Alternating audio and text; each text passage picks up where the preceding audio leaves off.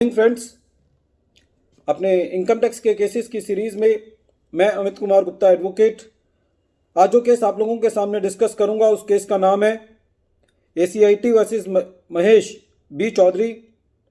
ये केस 2018 में डिसाइड हुआ और ये case 65 ITR tribunal page number 343 पे रिपोर्ट हुआ। मैटर पुणे ITAT ने डिसाइड किया। केस बहुत ही इंटरेस्टिंग है। मैटर कैपिटल गेन को लेकर के है।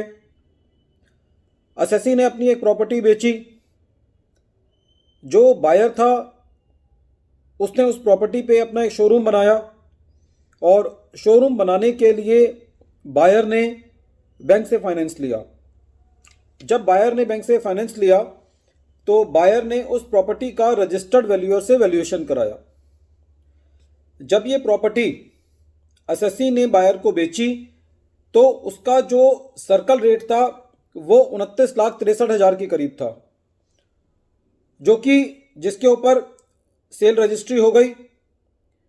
और उसके बाद जब ये बायर ने अपना शोरूम बनाया उसके ऊपर तो बैंक से फाइनेंस लेते वक्त रजिस्टर्ड वैल्यूअर से वैल्यूएशन कराई और उसकी वैल्यूएशन जो है वो करीबन 65 लाख रुपए के करीब आई। असेसिंग ऑफिसर साहब जब असेसी की असेसमेंट कर रहे थे तो उन्होंने सेक्शन 50C को भी क्रॉस कर दिया। सेक्शन 50C ये कहता है कि आपको अपनी sale consideration stamp duty valuation के हिसाब से लेनी है। यदि stamp duty valuation sale consideration से ज्यादा है तो स्टैंप ड्यूटी वैल्यूएशन लेनी है। यहां पे जो सेल कंसिडरेशन थी और जो स्टैंप ड्यूटी वैल्यूएशन थी उसमें स्टैंप ड्यूटी वैल्यूएशन ज़्यादा थी, इसलिए एसएससी ने स्टैंप ड्यूटी वैल्यूएशन के हिसाब से अपना कैपिटल गेन कैलकुलेट करके उसके ऊपर टैक्स दे दिया। लेकिन during the assessment proceedings assessing officer साहब के हाथ में रजिस्टर्ड वैल्यूअर का सर्टिफिकेट लग गया। उस रजिस्टर्ड वैल्यूअर के सर्टिफिकेट में जो प्रॉपर्टी की वैल्यूएशन थी 65 लाख रुपए थी। असेसिंग ऑफिसर साहब का ये कहना था कि क्योंकि ये रजिस्टर्ड वैल्यूअर ने अपनी वैल्यूएशन दी है तो उन्होंने ये माना कि असेसी ने ये प्रॉपर्टी स्टैंप ड्यूटी वैल्यू से भी ज्यादा में बेची होगी 65 लाख रुपए में।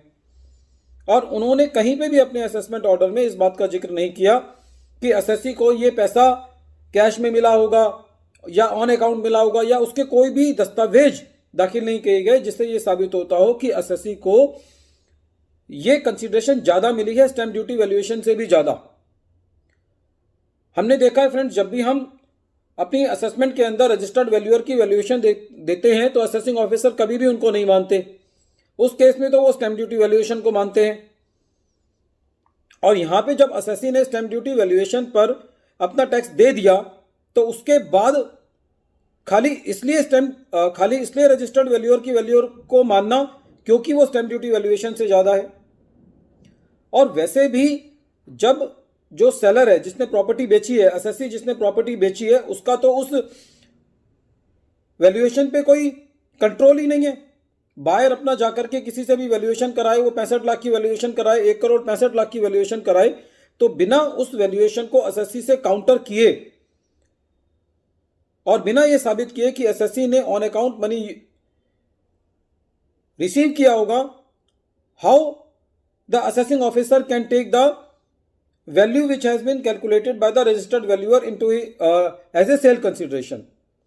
ये मैटर CIT अपील के पास गया। CIT अपील ने एसएससी को रिलीफ दिया और जब डिपार्टमेंट जो है वो CIT अपील के ऑर्डर के अगेंस्ट ITAT गया तो ITAT ने भी एसएससी के हक में फैसला दिया और ये कहा कि बिना ये साबित किए कि एसएससी ने ऑन अकाउंट पेमेंट रिसीव की होगी, असेसिंग ऑफिसर ने जो वैल्यू रजिस्टर्ड वैल्यूअर की अडॉप्ट की है वो गलत है। He is bound to take the value which is the stamp duty valuation and which has been taken by the assessee as sale consideration and the assessee has paid tax according to that only because that the registered value calculated by the registered valuer of the buyer is higher than the stamp duty valuation, that value cannot be adopted। खाली इस वजह से कि एक registered valuer ने उस property की valuation ज्यादा निकाल दी तो आप उस वैल्यू को असेसी की सेल कंसिडरेशन नहीं ले सकते, क्योंकि सेक्शन 50C बिल्कुल क्लियर है कि यदि स्टैंप ड्यूटी वैल्यूएशन पे एसएससी ने टैक्स दे दिया है तो फिर कोई और वैल्यू का सवाल नहीं रह जाता, जब तक कि डिपार्टमेंट ये साबित ना करे कि असेसी ने कोई और सेल कंसिडरेशन जो है वो रिसीव की है। फ्रेंड्स, बहुत ही इंपॉर्टेंट जजमेंट है, क्योंकि जनरली ऐसा होता है कि during the assessment proceedings assessing officer के हाथ में हो सकता है कि ऐसा दस्तावेज लग जाए। तो सेक्शन 50C बिल्कुल क्लियर है कि if the stamp duty valuation is more than the sale consideration then it is to be taken as the sale consideration. Any value without proving that the assessee has received any money beyond that cannot be taken as the sale consideration of the assessee.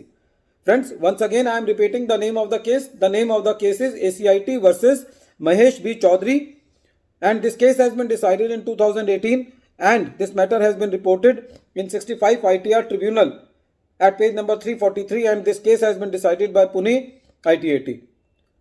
Friends, I hope that you like my channel, and if you wish to receive notifications from my for my coming videos, then you can subscribe my channel and press the bell icon so that you may receive the future notifications of my coming videos. Thank you, friends.